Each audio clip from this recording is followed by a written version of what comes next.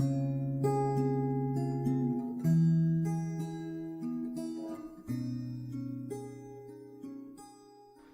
so tell me about the word alignment. Alignment is when you've actually got to the stage that you're in somebody else's map of the world or model of the world. And it's a very important thing as far as NLP, as far as working with people.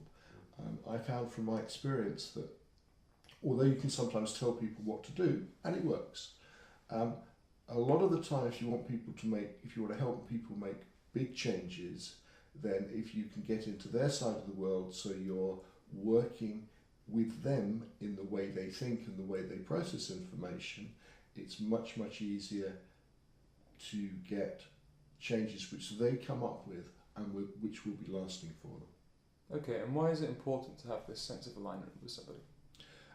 Because you're working with them. It's as almost you're entering their neurology, and as they're thinking through things, it's much easier for you to make suggestions that will be effective because it's all from their point of view. You're actually building on what they do now rather than getting them to do something totally different.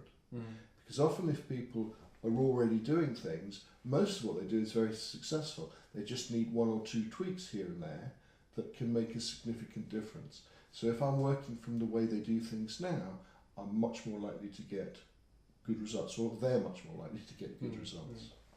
And how do you know when you're in alignment with somebody? I think that's a very good question. There are some almost mechanical things that I do. I repeat words back, I get into a similar posture, I will shut up my own internal dialogue. But in the end, when I'm there, I get a feeling. If something just goes click, and I know I'm in harmony and rapport with them. So it's linked to rapport. Absolutely. Alignment. Absolutely. Okay. And I suppose it's also linked to accessing cues. Accessing cues would be a good gateway into... Yes, because if you start noticing people's accessing cues, then you start it's a part of entering their world.